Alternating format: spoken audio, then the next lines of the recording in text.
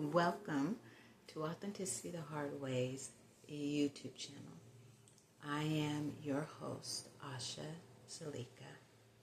And first and foremost, I would like to thank you for taking the time out of your day or evening, wherever you are. I want to thank you for taking the time to view this video.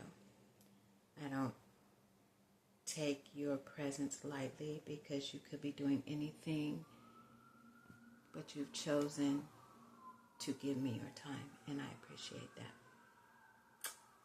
Secondly, authenticity the hard way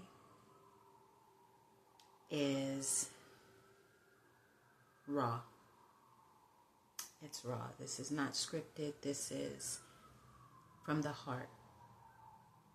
And the concept of authenticity the hard way is that I believe that the most powerful way to become the next highest version of yourself is through our experiences. In other words, we experience our way to the next version of ourselves. Experience, if you believe that we are spiritual beings having a human experience, then you must also believe that it's the human experience that we are experiencing that evolves us into our most highest version. And that's what this, I almost said podcast, that's what this YouTube channel is about. Speaking of podcasts, there is also Authenticity the Hard Way podcast, which is on Spreaker, Apple. I'll link it down, and I'll put all that down there in that space where you put stuff. But I started the podcast, I believe, about 2 years ago,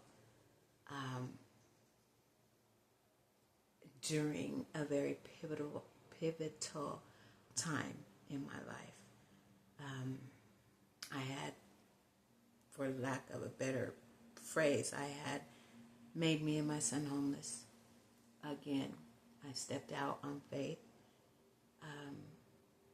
and left a relationship, situationship, whatever you want to call it, that had I stayed, my son and I would have been very taken care of. However, I would have lost myself in the relationship part of it, because the man who opened his door to us was not the type of man that I could have been in a relationship with. But he was willing to take care of me and my son. Very willing. But I knew that the journey that I'm on, that would have been a dead end right there. So my son and I packed up and we moved into Motel 6. He and I talked about it, and it's like, this is what we're going to do. He agreed. We moved into Motel 6, and that was my growth spurt, I guess you could say, because I made that leap, and all I knew was that I could do it. I had the finances in that moment to do it, and I had started a new job, and based on the numbers, we would have managed. We would have been okay, and I would have been able to get up every morning and look at myself before leaving to work and saying, you did this. You're thriving. You made the choice to jump out on faith, following your intuition, following your passion about living authentically. And I was doing that. While I think it was maybe 3 weeks into being in the motel, the podcast resurfaced because A year prior, I had the idea to do it. But once again, in the environment that I was in, it would not have thrived. Actually, doing the podcast would have caused chaos in where I was. So, and later on down the line, I'll explain more of this, but I just want to give you the foundation of where I am, how I am here doing this now. So I dropped it, and I didn't pursue it. But when I was in the motel and I woke up one morning, and I knew in my spirit that it was time to speak. But I wasn't quite sure what I wanted to call it. I kept bouncing around unapologetically free, unapologetically me, and making reference to the woman that I was at that point, that I was not ashamed, and I was not going to apologize for the decisions that I made that got me to that version of myself. But the more I tossed that concept around, the only thing that kept being tossed back at me was, why are you unapologetic? What is it that you are unapologetic, that you are not going to apologize for? And I would meditate and I journal, and I'm trying to figure out, well, because I'm not going to apologize for the woman that I am now. And then the response would be, but why are you the woman that you are now? Well, because I made the decision to position myself to be at this place where I now am proud of me. And then so the question would come back to me, but what did you do? What made you this woman that you are not apologizing for being? And that one question just kind of bounced around in my soul for a long time. And then finally one day I was like, well, because I went through this and I made it through and I'm okay. And I learned from that. And then, and then there was this. And then during that, then this happened too. And oh God, yeah. And then this. And by the time I finished remembering all that I had been through to get me to that point, I realized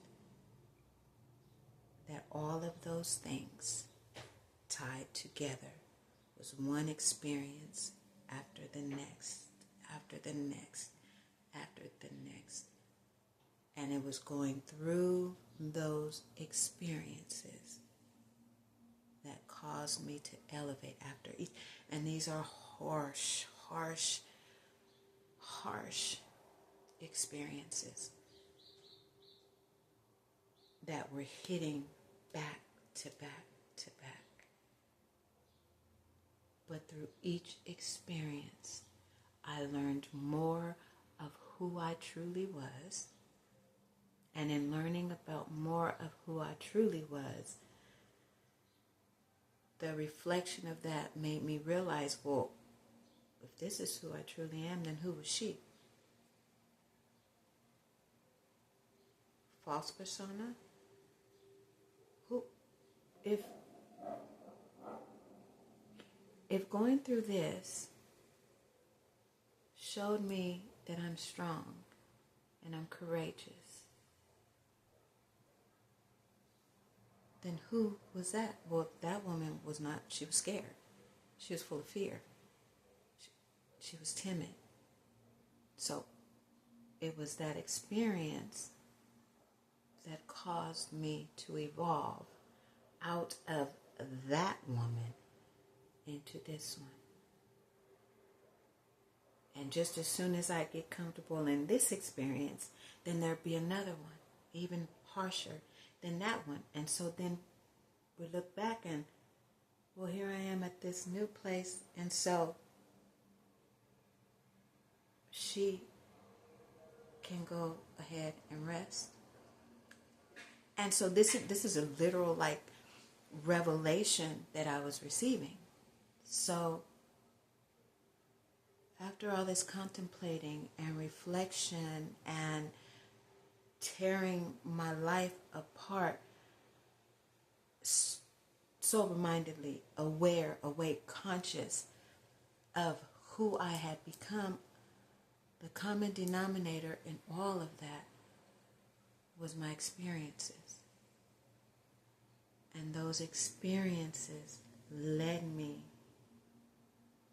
to a bed in Motel 6 and had me looking at myself in the mirror saying, I remember when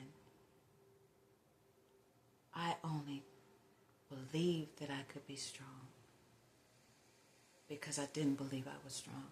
I remember being timid and afraid and just begging God for strength and courage to get out of that experience, to make it through. All of this leading to me looking face to face in myself in a motel room saying, this woman is the woman that I could only dream about years ago. And here she is now. I made it. I made it. And then I said, well, it's time to speak. It's because this is what I'm supposed to do. But what are we going to call it? How did I get here? How did I get to this space of authenticity? And the answer was the hard way. You got to this level of authenticity the hard way, by going through the harsh experiences, by purposefully, intently, consciously ripping myself apart to get to my truth. Because I knew that there was far more to me than what I was living, where I was living, how I was looking at myself. That's how authenticity the hard way was born, the concept of it. As one woman having made herself and her son homeless again, but now from a place of courage, resilience, determination. That was like my jump off point. Like, I'm doing this. If I could make it through everything that I've been through with nothing but faith, and when I say, I don't say that lightly, faith is a superpower. With only knowing bits and pieces of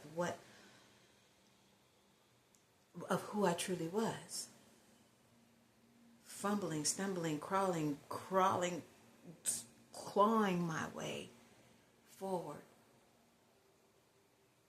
Then surely, at that place where I was in that motel room, I can do more. I could become more. And a part of becoming more is sharing my story, sharing my experiences with whomever will listen,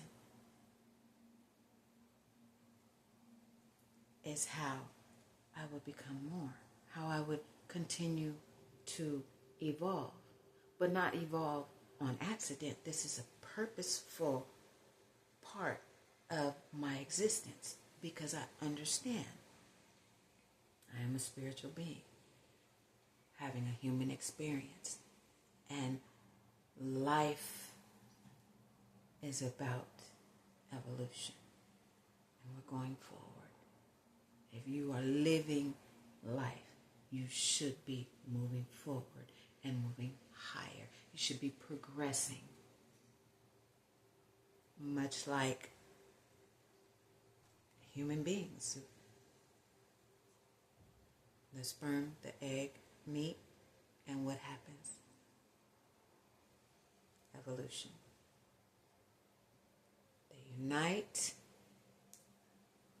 and form the embryo, and then the embryo continues to evolve and progress into the fetus and into the baby, who is then birthed into this world and continues to evolve and progress and evolve and progress. And that's the physical, right? That's the physical. But that is also what takes place within us. Going off on a tangent, but that is how authenticity came to be. And it started as a podcast, all about experience, sharing my experiences of how I got from point A to point B, continually going forward. But then it got to the point where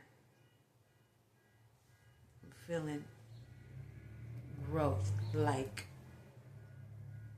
a butterfly in a cocoon. And the cocoon gets too tight and get too big, the butterfly needs release. And this is where I am. This is the emergence of the butterfly. Opening up to a wider audience.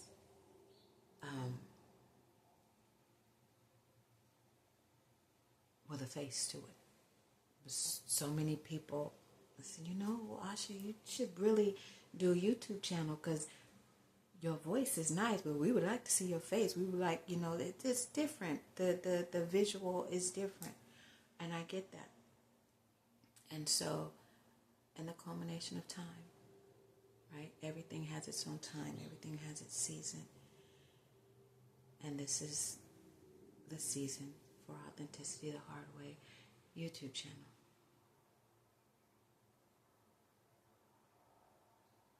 And it's been an experience. And so I've been trying to figure out how to do this, right? Like how to, because with the YouTube channel, with the podcast, like I kept saying, okay, I'm going to start. But I didn't know how I was going to start. So I literally leaned completely into my intuition and allowed my intuition to lead me into the first episode. And can I tell you what happened? You can say yes or no, because in my YouTube channel, in my video, I'm finna tell you anyway. During my lunch break at work one day, sitting in the car, staring out at the other cars in the parking lot, and I heard Spirit say, you need to say something.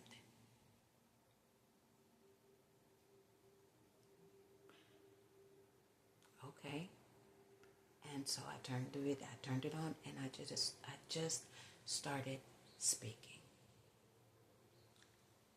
Just the action of doing that wrote down all the barriers that I had built up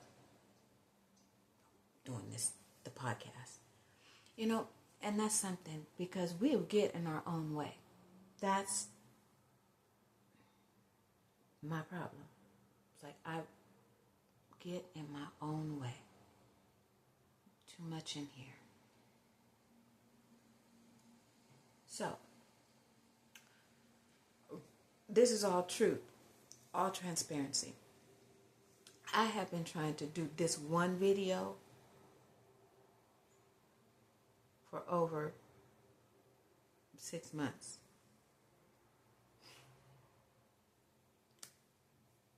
I had it in here, and I knew the time was coming.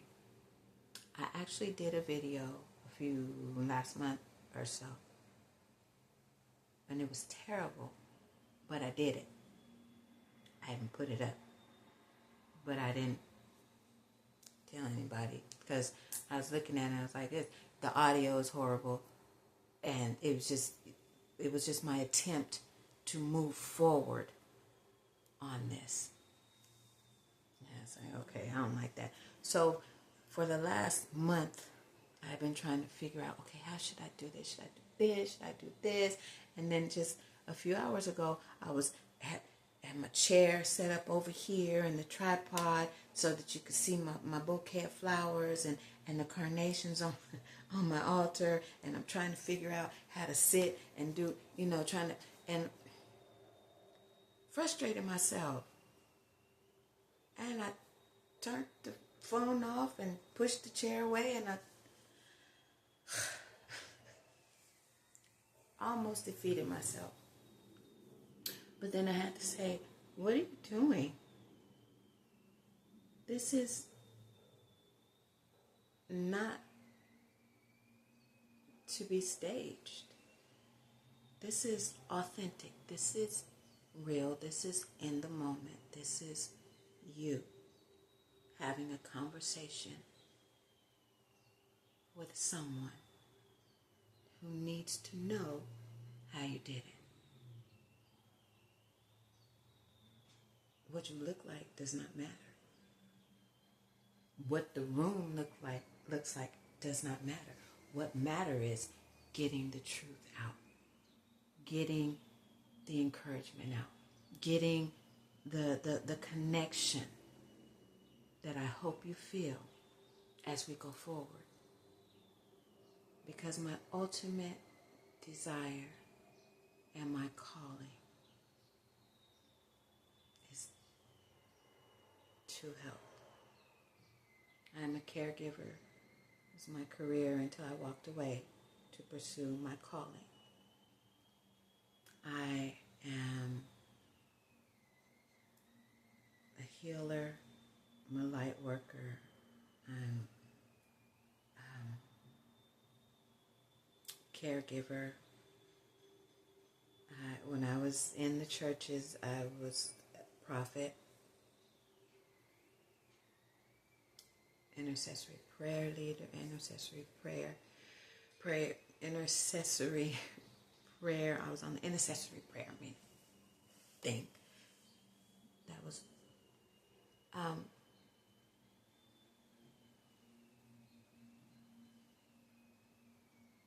a helper. I'm a servant. I give care, and wherever I am, that's what I do. I had a lady tell me last year that when she met me, she knew immediately that my heart chakra is open. She said, you are the heart. You love in everything that you do, and that is so true.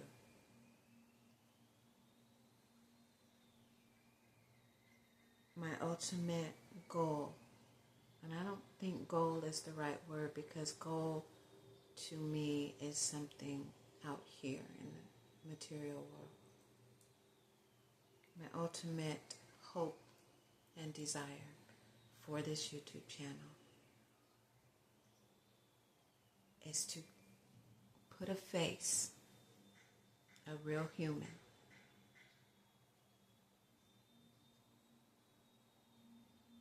the human component to your ability to make it through.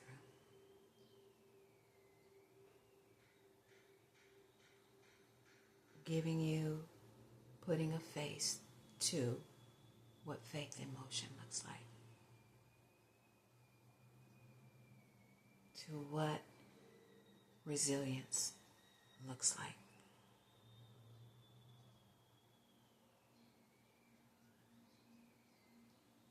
To look at you through this video and tell you, yes, you can make it. And every video that I do will be giving you an example of how you can do it, sharing my experience.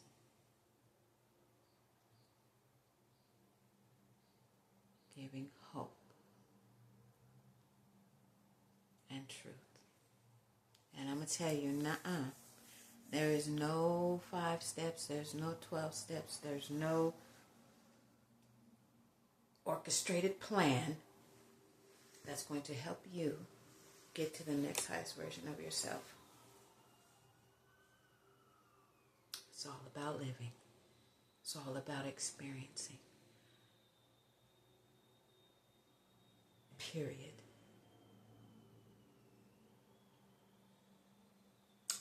Real quick, one example, one experience real quick. I will be 53 years old on the 27th of this month, March. When I was 13, I fell in love with bodybuilding. 13-year-old black girl fell in love with something that was extremely controversial at that time in the 80s.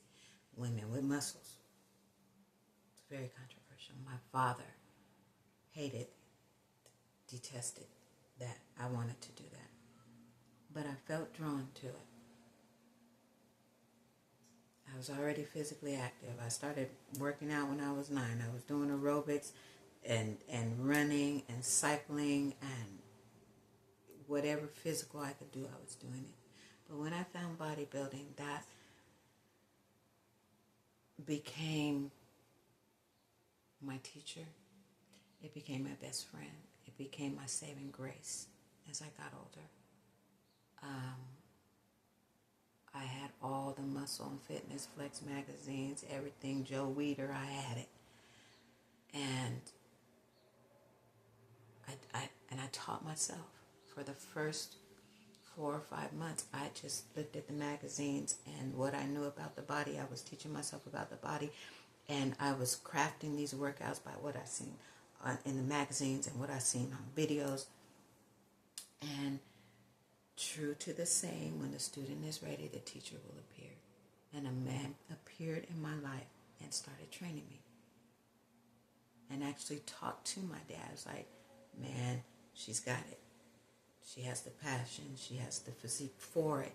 And she has to drive, and she's 13. And then he dropped the amount of money that I could be making if I were to start competing and if I would start winning. And that's what got my father on board. Nevertheless, he taught me the basics. And then he disappeared. I think he trained me for maybe 3 months. And then he just disappeared. And I took it from there. And I did my first competition the summer of 1985. 13 years old. I was the youngest in the circuit in San Diego. And I won 3rd place and best poser. And mind you, I was on stage with women that were well into their 20s and 30s and above. And then when I was 15, I competed again. And it was for a young girl who had been molested and abused by my uncles, abused by my father. Bodybuilding gave me the courage that it gave me a courage that I could not even explain. Because by building up my body, I knew that at some point, if something happened, I would be able to protect myself because there was no one there to protect me. But also with that, I was training my mind and evolving spiritually, and I had no idea that I was. But when I stopped training when I was 19. I met my now ex-husband, had children, married, all that. But that goal to be Miss Olympia was still embedded in me.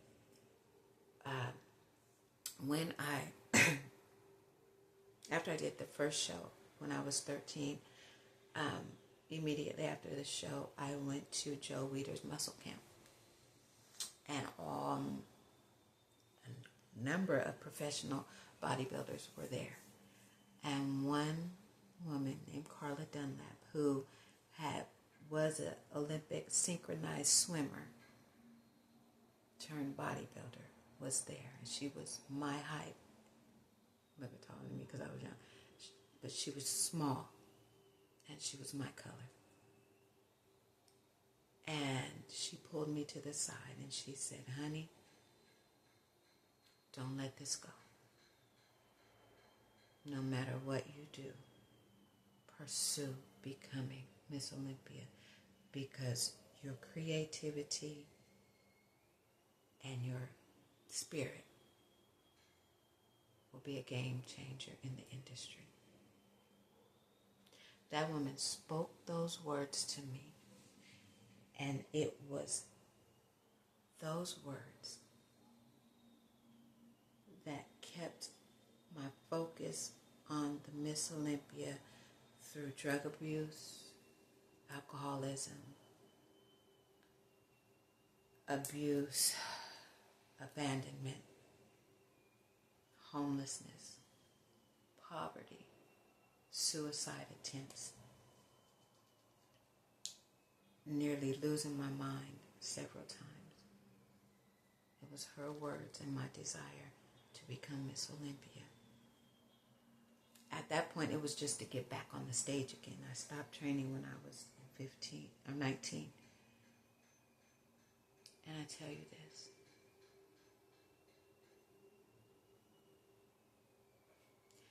for 36 years, I held on to that one goal, is to get back on stage. 36 years. Through experiences that I thought would have destroyed me, my commitment and my belief in myself that I could make it back is what kept me alive.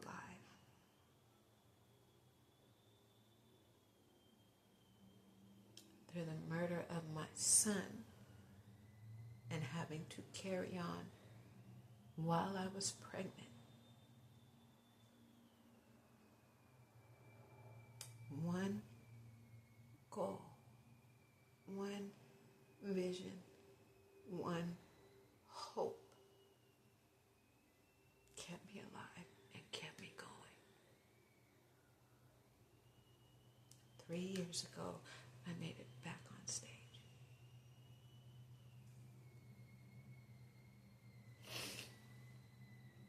And it was during a harsh experience. But I tell you how God moves. And side note, authenticity the hard way is not about religion. This is all about spirit. I may bring up Christianity. It may come through because I was co-pastor in a church. I was prophet in 2 different churches. I've been in the church. But this is not about religion.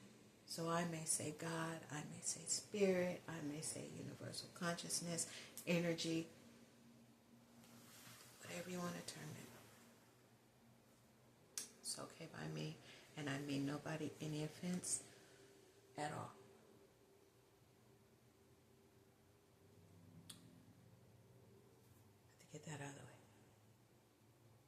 When I decided on which show I was going to do, and it was set that I was going to get on stage and I was going to fulfill this goal, God spoke to me and he said,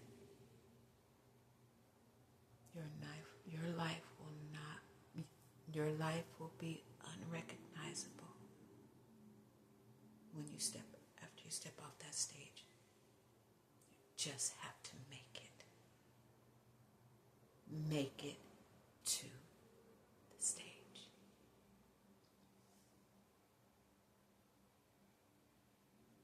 I did. When I submitted for my placement and they sent the preliminary roster to us, my division, I was in 2 divisions, masters and open. And there were a lot of people. A lot of people were supposed to be there. It was going to be pretty big. It was a small venue, but it was supposed to be packed. Honey, when they sent me the final roster the week or so before the competition, I was the only one competing in both divisions.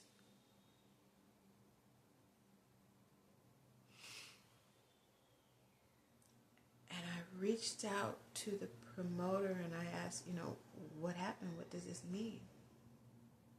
And he said, it's email. He said, I apologize that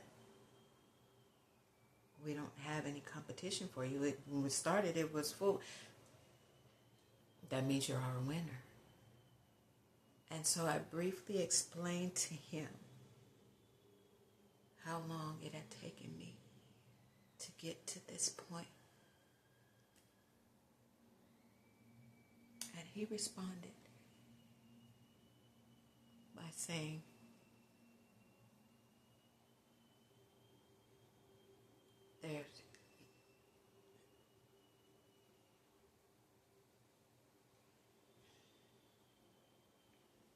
there's not supposed to be any competition. This is you making it. You are our winner. You made it. And when we got backstage and everybody is getting ready to go on stage, I talked with an older woman and she said, you're the only one here.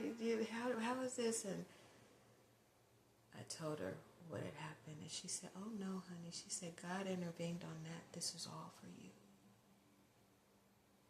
You're supposed to win this hands down.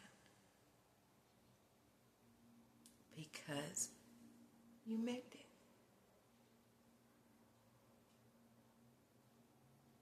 And when I stepped up on stage, as I was walking up the steps, right before they called my name, my whole life flashed before my eyes.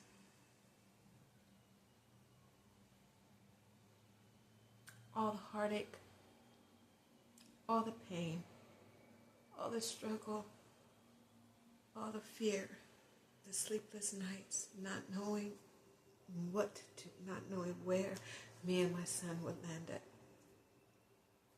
All of that flashed before my eyes.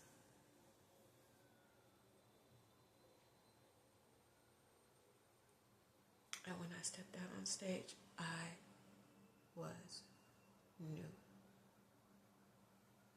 And I did my routine. I did the preliminary poses and I did my routine. And when I held those trophies, in an instant, I felt myself evolve and ascend.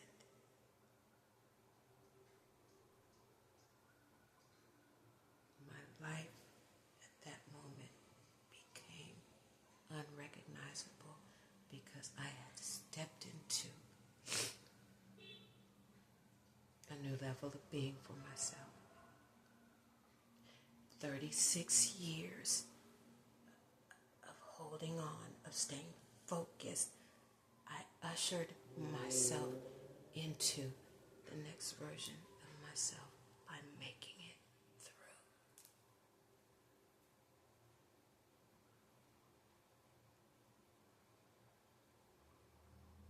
And then after that, all hell broke loose. But that's a different episode. That's a different video.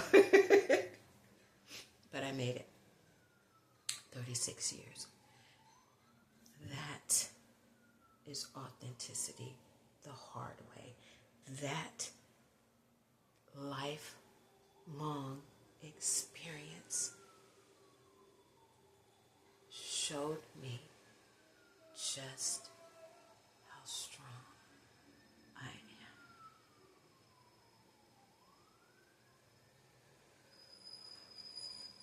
And I share that with you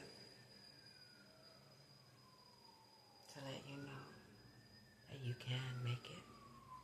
You most definitely can make it. It doesn't matter what you're facing. It does not matter. What matters is that there is something on the inside of you worth fighting for. And that something is your truth. The authentic you. Your true being, not the one that the world has created, not the personality and the persona of the world, but that spark of God that is within you.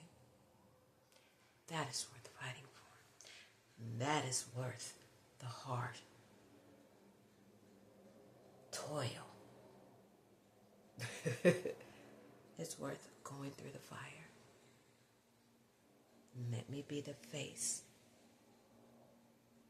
of that for you, because you truly, surely, most definitely can make it. And that's authenticity the hard way. That's what this YouTube channel is all about. That is what the podcast is all about. It's about experiencing your way into the next highest version of yourself possible. And you know what? I'm proud of myself because I did it. I did this video.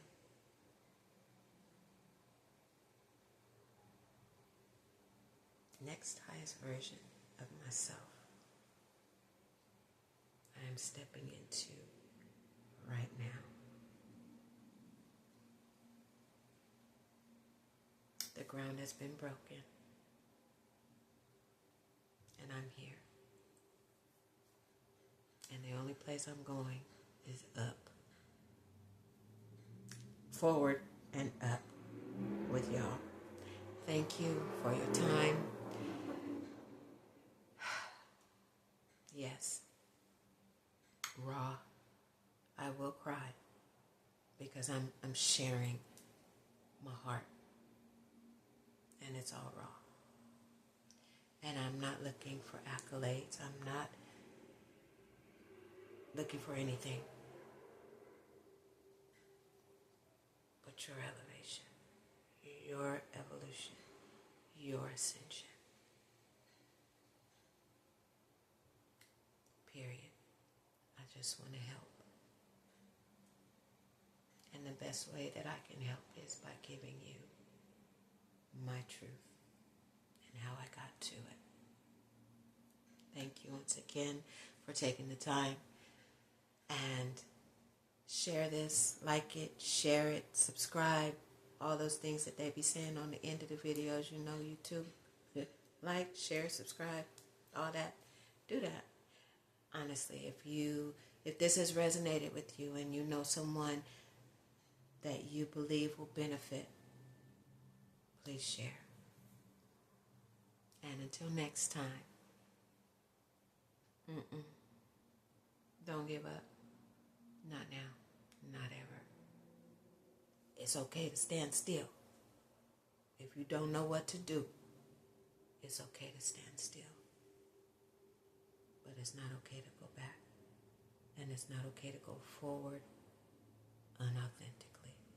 So stand still. Stand firm until it's time to move.